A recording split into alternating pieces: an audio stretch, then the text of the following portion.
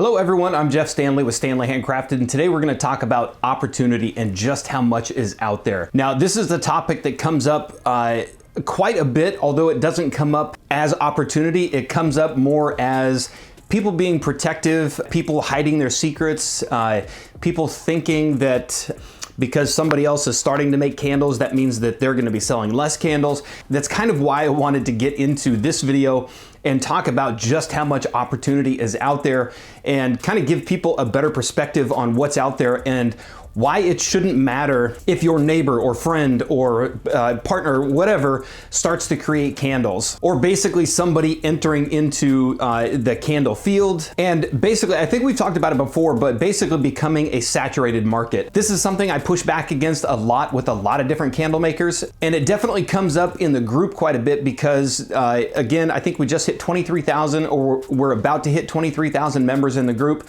So it's real easy to see or to actually think that there's way too many candle makers out there. We see 23,000 people in the group and we just automatically think we're just swimming in a sea of candle makers, and how are we gonna stand out from that crowd? And that's basically where I wanted to come in and make this video and say that there's a lot more opportunity than kind of people give it credit for. Now, of course, this comes up in many different forms. There's a lot of groups, or there's a lot of posts in the group that talk about a neighbor or somebody in their own town kind of copying their style, copying their label, kind of mimicking, or somebody else jumped into a farmer's market that they were into. Somebody had a neighbor that got excited for them making candles, so they wanted to get into it.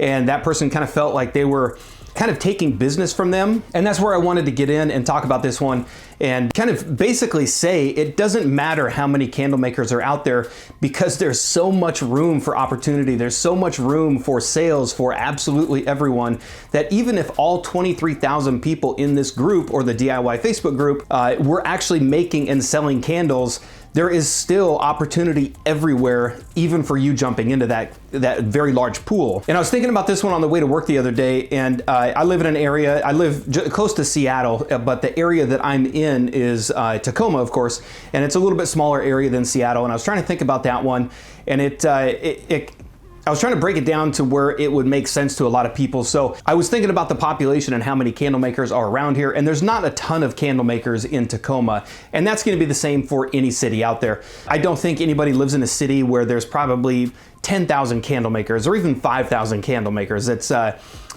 It's definitely not a market that's saturated like that. And again, even if there were hundreds or 1,000 candle makers in a city, there are different types of candle makers also. There's large ones, there's small ones, people that only sell candles to their close personal friends and family. They never break out of their own neighborhood, or they never break out of their market, their farmer's market. And then there's some that only sell to a couple boutiques, and they're fine with that. So I started thinking about the population in Tacoma and just how many candle makers were in this area, and I kind of broke it down like this. So basically, there are around 900,000 people in the city of Tacoma. If you were going to take that, and I've got my calculator here so I can kind of figure this out. If there are 900,000 people in the city of Tacoma, let's put the number high up there and say there are 100 legitimate candle makers. We're not talking about the people who are making them for their friends and family and only selling them within the neighborhood.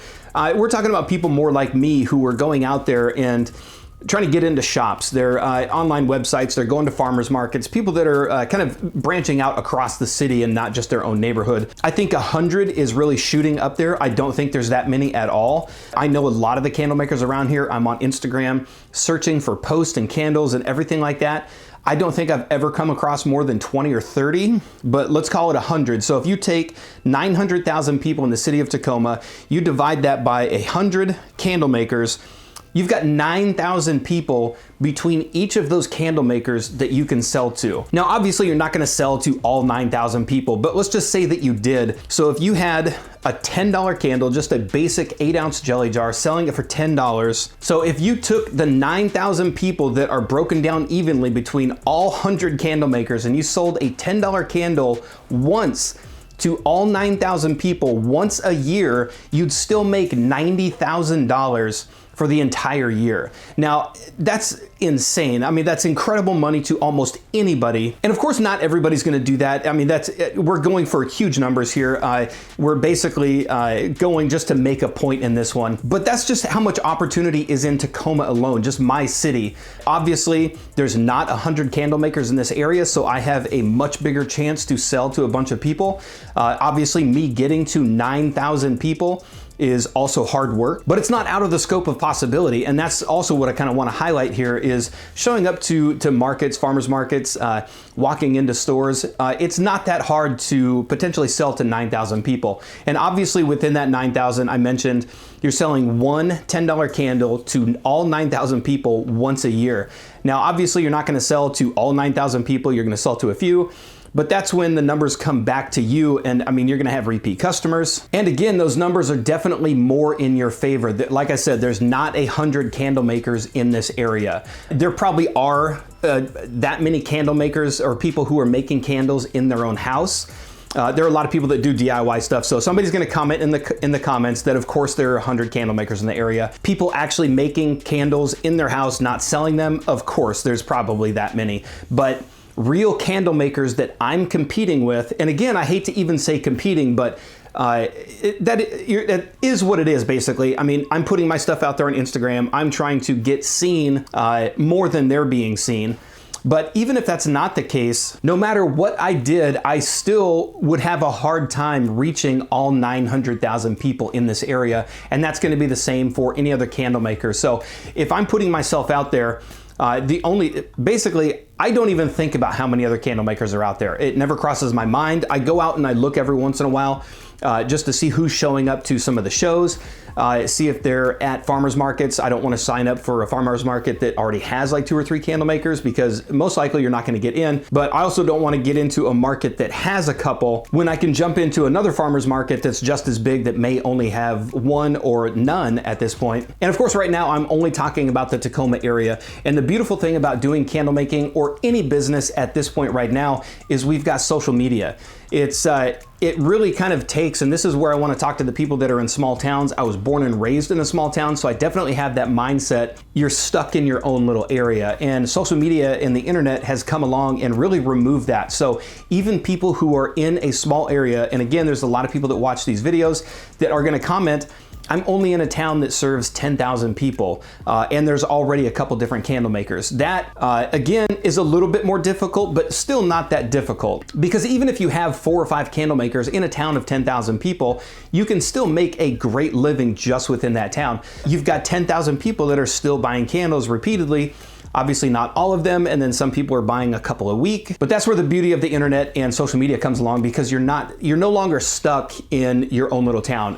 Obviously promoting your candles on Facebook, websites, Snapchat, Instagram, TikTok, anything like that, you're really reaching millions of people, and no matter what you do, you will never reach them all. And that's kind of the main point of this video is there's so much opportunity out there that even if you had 10 people in your neighborhood all making the exact same candle, the 8-ounce jelly jar, the craft brown label, it doesn't matter what it is. The only thing that matters is how much you're getting out there and kind of how much you're putting yourself out there and taking advantage of all the people and all the mediums and all of the opportunity that's really out there. And the closest thing I can bring it to is coffee. I mean, I can't even tell you how many coffee shops are around here. There's literally 5 miles away, there's a shopping center that has 3 Starbucks within a 100-yard radius. There's one in the Target, there's one in the parking lot, and there's one in Albertsons.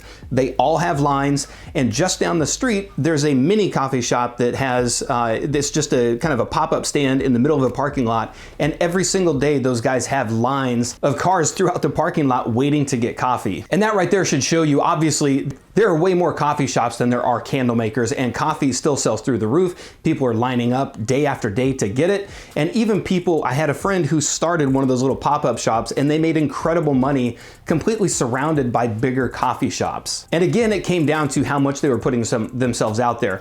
Obviously for them, like being in a good location is gonna help them quite a bit, but just putting yourself out there is gonna be the biggest thing to kind of separate yourself from any of the other candle makers that are out there. And I kind of want to get back to the candles, copying, the labels, things like that. A lot of people think that they need to make a candle that stands out from anybody else's. It's a good idea to do that, but you also don't need to do that. Like I said, you could literally have 10 different candle makers making the exact same jar, wick, wax, everything like that.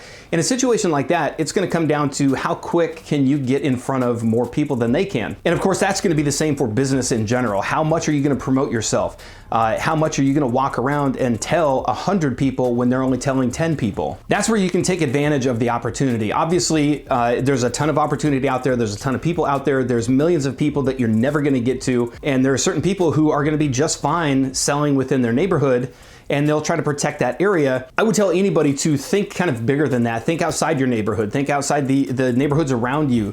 Think about the shops, the boutiques, the markets. And then of course you're gonna jump into the bigger levels where you're gonna get some of the, where you're gonna get like GS1 certification, which are the UPC codes that go on any product that's out there so that you can get into bigger stores like Albertsons stores, Macy's, anything like that. But again, the main focus of this video was just to break down and kind of hopefully give people a better perspective on just how much opportunity is out there. Even if you're in a group or you're in an area where it just feels like there's so many candle makers around you, it's good to kind of wrap your mind around how many people are also around you. So even if you're surrounded, like I said before, even if you're surrounded by 4 or 5 candle makers, definitely keep in mind that there are so many people out there to sell to that you'll basically never get to them all. And again, we're dealing with a product that is constantly being cycled through. Most people burn candles for a week and then they need another one. So people are constantly looking for these things. We're not making and selling a product that is a one-time only purchase. Like the melters that I sell. Once somebody buys a melter, that's it. They probably don't need another one. And most people aren't gonna need a melter. So I know at some point, even with the melters kind of spiking and selling more and more right now, at some point that's gonna plateau. Whereas the candles, they're really never gonna plateau. Because once you get to a certain area, obviously you're gonna plateau in your own neighborhood. And then if you branch out of that, you're gonna plateau in just the surrounding neighborhoods. If you're going to candle or farmers markets or anything like that, you could plateau there. But that just means you're moving from the step to the next step. So you're going from your neighborhoods to the boutiques, to the farmers markets, to the bigger stores. So once you do start to plateau in one area, you just move up to the next one and it opens up a whole new area of opportunity. So after having said all that, I'm gonna have to go back through and watch this video. I had a lot kind of running through my mind as I made this video and a lot leading up into this one. So I know I rambled in a couple spots, but I hope that kind of gives some people a little bit better perspective out there, not to be so worried about so many candle makers out there. And that's one of the things that I really wanted to touch on because it comes up in the group so much. A lot of people just get frustrated. The frustration is real. When you start making candles and you immediately see 2 of your friends or another coworker start to make candles, it definitely feels like they're taking something from you, but it definitely isn't taking something from you. I know for me personally, it just makes me want to work harder. I see somebody that comes up and wants to do that. It just means that instead of going to 2 boutiques that week, I'm gonna go to 5. If I'm doing 1 farmer's market, I'm gonna try to sign up for 2. If there are other candle makers at a farmer's market, I need a bigger sign. And again, and ultimately it comes down to how much am I going to pursue it. I'm not concerned with anybody else and what they're doing. I'm concerned with what I can do. How can I grow my business? How can I make more candles in a single day so that I can sell more in a single week? So again, with this one, not really a quick video, but just kind of a one thought on this one. I'm hoping to give people a little bit more of a perspective on this one. There's going to be a lot of feedback on this one, so please, if you think I'm wrong in a certain area, please let me know in the comments down below. I'd love to discuss it, maybe in a further video or even answer in the comments down below. This discussion comes up quite a bit on the DIY Facebook group, so if you want to jump over there, like I said, the group is hitting almost 23,000 now, so there's a lot of good conversations going on over there, and a lot of people back and forth on this one where they think the market is saturated and where the market is not saturated. And I definitely fall on the side of this market is not saturated at all. If you really break it down and think about it, there are not that many candle makers out there. I think people get confused because they see giant stores like Bath and Body Works doing their buy 3 for $10, and people see that one and they just instantly, they instantly see that and go, why would somebody spend $20 on a candle when you can get 3 for 10? Not realizing that there are big differences between those candles, just like there are big differences between restaurants. You could easily find 100 restaurants in this area alone where you could spend $100 on dinner when you could go to McDonald's and spend $4 on the value meal. So again, if I glossed over something in this one, please let me know in the comments down below. And of course, you can follow me on any of the social media platforms I've listed down below. Snapchat, Instagram, Facebook, the website, my email address if you want to reach out. And of course, jump over and sign up for the DIY Facebook group. It's hitting 23,000 members and there's a lot of good conversations going on over there. And if you liked the video, give it a thumbs up and thank you for watching.